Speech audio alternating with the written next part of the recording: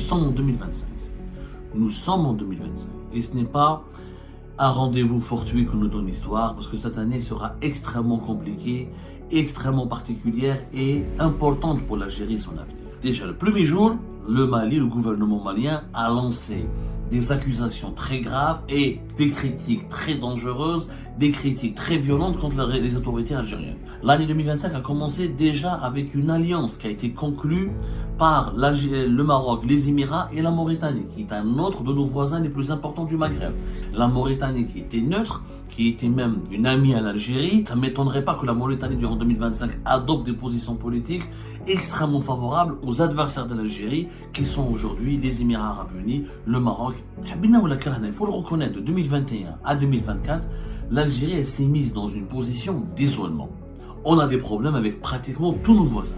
Situation de quasi-guerre avec le Maroc, les mauvaises relations avec le Mali sont en train de gagner de plus en plus en tension. Le Mali, si tu te disputes avec le Mali, tu t'es disputé avec ses deux alliés qui sont le Burkina Faso et le Niger. La Libye, on est amis avec une partie des Libyens, mais on n'est pas amis avec tous les Libyens. Les pourparlers pour l'avenir du Mali et de la Libye se font de plus en plus ailleurs qu'en Algérie. Nous sommes en 2025. Nous sommes en 2025. Et ce n'est pas un rendez-vous fortuit que nous donne l'histoire, parce que cette année sera extrêmement compliquée, extrêmement particulière et importante pour l'Algérie et son avenir. Une année qui nous exige, bien sûr, au-delà des traditions bienveillantes, de vous présenter nos meilleurs vœux, de vous souhaiter une belle année, tout ça c'est du marketing, bien sûr, qui fait partie de la courtoisie, de la bienveillance et de la bonté. Bien sûr, on aimerait tous vous souhaiter une belle année, on aimerait tous que ce soit une belle année, mais malheureusement, soyons réalistes. Soyons réalistes, soyons objectifs. Cette année nécessite, si on veut bien préserver l'avenir de l'Algérie, l'avenir des générations futures, et préserver sa sécurité, sa stabilité, cette année 2025 exige des changements. L'année 2024, 2025 a déjà commencé par des événements géopolitiques extrêmement importants et voire préjudiciables pour l'Algérie. Ce qui s'est passé le 1er janvier 2025, déjà le premier jour, le Mali, le gouvernement malien a lancé des accusations très graves et des critiques très dangereuses, des critiques très violentes contre les autorités algériennes. Déjà, nous commençons l'année 2025 par un gros problème avec notre principal, l'un des plus importants de nos voisins africains, qui est le Mali. L'année 2025 a commencé déjà avec une alliance qui a été conclue par le Maroc, les Émirats et la Mauritanie, qui est un autre de nos voisins les plus importants du Maghreb, qui a rejoint, comme nous l'avons expliqué dans une précédente émission, nous l'avons bien expliqué, on s'est beaucoup attardé sur ce sujet, la Mauritanie qui était neutre, qui était même une amie à l'Algérie. Je rappelle que le président mauritanien était là en Algérie depuis pratiquement pendant 4 fois. Il y avait des signes d'une alliance et d'une possibilité de passerelle et de partenariat très fructueux pour les deux pays. Et à la dernière minute, la Mauritanie, ses dirigeants ont décidé de développer des partenariats, des projets et aller s'aligner sur une ligne politique. Ça ne m'étonnerait pas que la Mauritanie, durant 2025, adopte des positions politiques extrêmement favorables aux adversaires de l'Algérie, qui sont aujourd'hui les Émirats Arabes Unis, le Maroc et Israël, et sans parler de leurs autres amis, de leurs autres partenaires et de tous les autres alliés à travers le monde. L'année 2025 est stratégique, pourquoi? Parce que l'Algérie aujourd'hui a des défis. Le défi, c'est de sortir de l'isolement. Il faut le reconnaître, de 2021 à 2024, l'Algérie s'est mise dans une position d'isolement. Aujourd'hui, quand on prend la carte, prenons la carte géographique, on a des problèmes avec pratiquement tous nos voisins. Situation de quasi-guerre avec le Maroc, situation de quasi-guerre aussi et de conflit, en tout cas pas de guerre, pas aussi intense, mais elle gagne les mauvaises relations avec le Mali sont en train de gagner de plus en plus en tension, de basculer dans une tension très violente, de plus en plus violente. Pour le moment, c'est que verbal. On n'est pas au niveau de la rupture, mais je pense qu'à ce rythme-là, la rupture des relations avec le Mali, elle risque d'être actée en 2025. Nous avons un conflit avec le Mali, conflit avec le Maroc, des relations avec le Mali. Si tu te disputes avec le Mali, tu t'es disputé avec ses deux alliés qui sont le Burkina Faso et le Niger. Avec le Niger, le contact est maintenu, mais il reste formel, superficiel. Le Niger est extrêmement solidaire avec le Mali parce qu'il y a eu l'alliance des États du Sahel qui a été créée entre les trois pays. Le Mali, le Niger et le Burkina Faso. La Libye, on est amis avec une partie des Libyens, mais on n'est pas amis avec tous les Libyens. Et encore, les amis libres de l'Algérie en Libye se font de plus en plus rares, parce que les pourparlers pour l'avenir du Mali et de la Libye se font de plus en plus ailleurs qu'en Algérie. Et même la Libye, comme la Mauritanie, elle essaye d'avoir une certaine neutralité dans le conflit qui oppose l'Algérie au Maroc et à ses alliés. Mais la Libye risque aussi, comme la Mauritanie, d'emboîter le pas à la Mauritanie pour rejoindre des alliances, cette alliance-là, parce que les Émiratis sont bien positionnés en Libye, les Israéliens, à travers leurs alliés occidentaux, sont bien positionnés en Libye. Et la Libye, elle est divisée, une partie de la Libye, elle est encore amie avec l'Algérie, mais pour combien de temps encore? Mais à part la Tunisie, et les frontières ne s'arrêtent pas uniquement aux frontières terrestres. On va au-delà de la Méditerranée. Crise incroyablement dangereuse avec la France, principal partenaire économique et commercial et politique, et une froideur, une crise qui dure aussi depuis 2022 avec l'Espagne. En réalité, nous avons que des problèmes. Nous avons que des problèmes. Les pays lointains, les Émirats, c'est une crise totale, c'est notre ennemi. L'Arabie Saoudite, des relations très superficielles, à l'exception de la Turquie et du Qatar, qui sont des puissances régionales très peu fiables, parce qu'ils doivent aller où le rôle nocif et le rôle malsain dans la chute du régime de Bachar al-Assad en Syrie. Nous avons de mauvaises relations avec tout le monde. Les Chinois se sont détournés un peu de nous, les Russes clairement se sont aussi détournés un peu de nous, c'est des relations superficielles, limitées à la coopération technique, etc. Les Chinois, on les a vus, se rapprochent de plus en plus du Maroc et donc des adversaires de l'Algérie.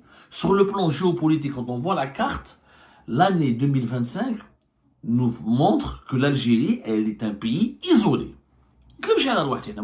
C'est pas la peine de mentir. Nous sommes un pays aujourd'hui isolé, un pays qui a beaucoup de problèmes avec ses voisins, avec ses partenaires. Beaucoup de problèmes.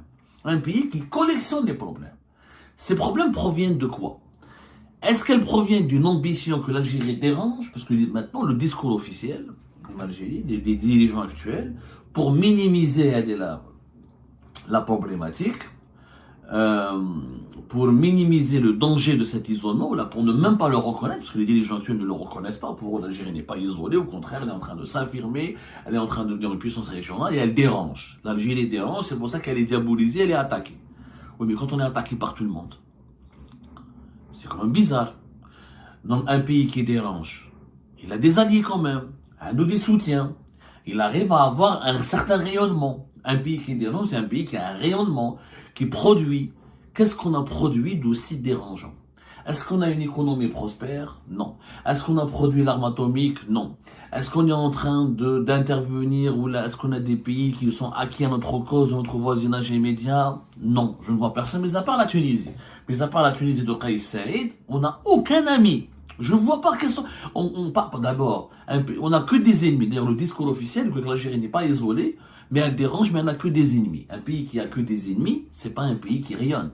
Une puissance, ça veut dire que c'est un pays qu'on respecte, qu'on craint.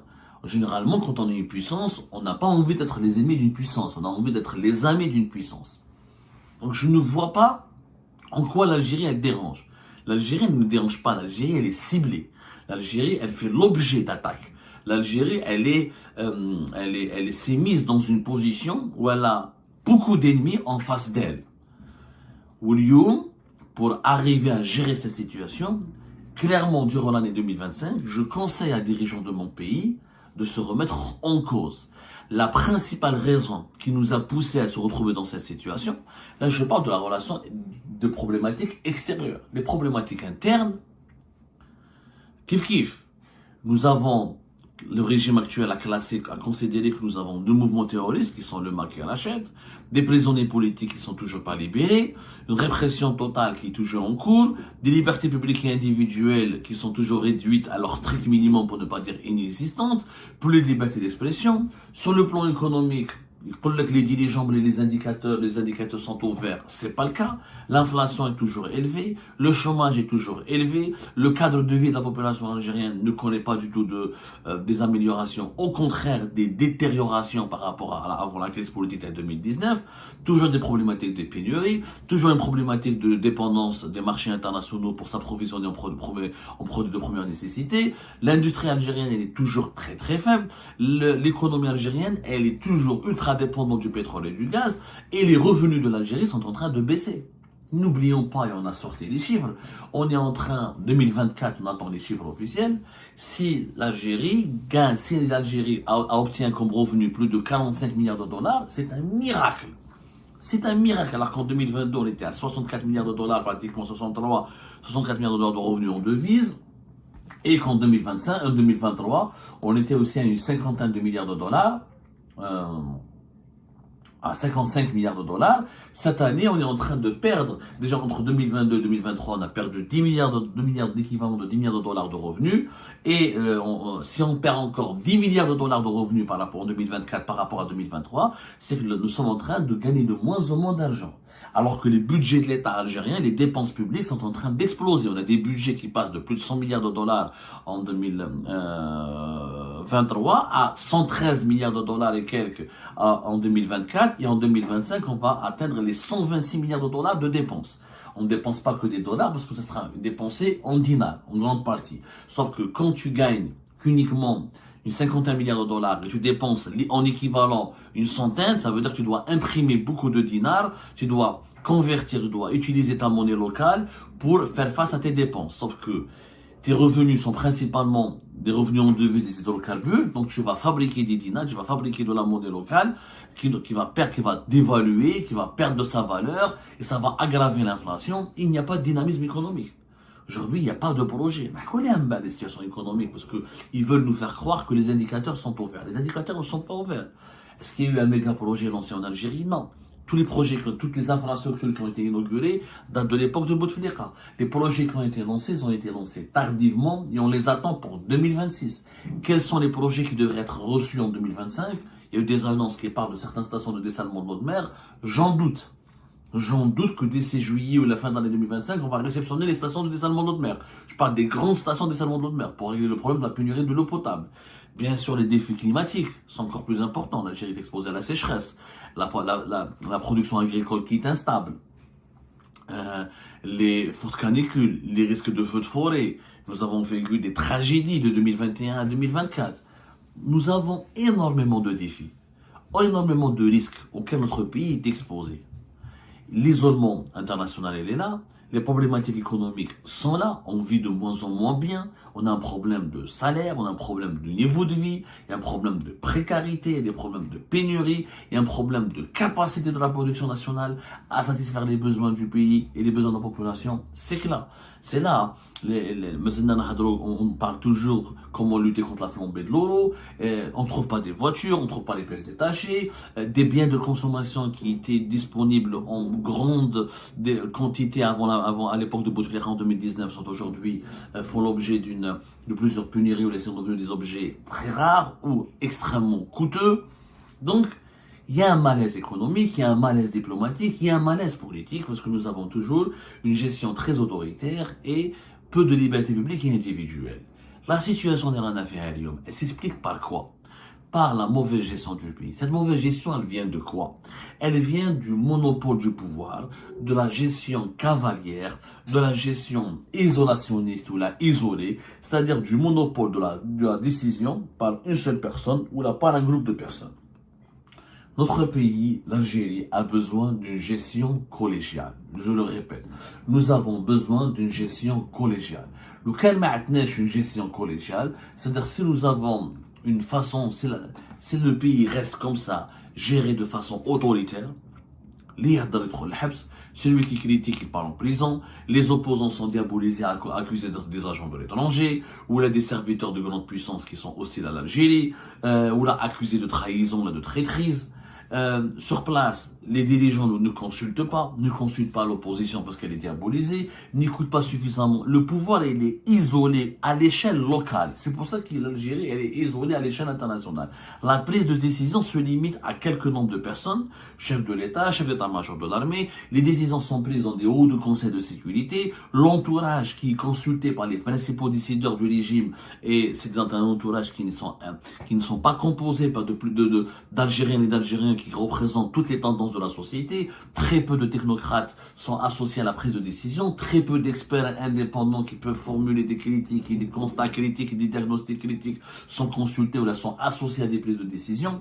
Donc cette gestion autoritaire, c'est-à-dire pas de partage de pouvoir, pas de consultation, pas d'acceptation de la contradiction.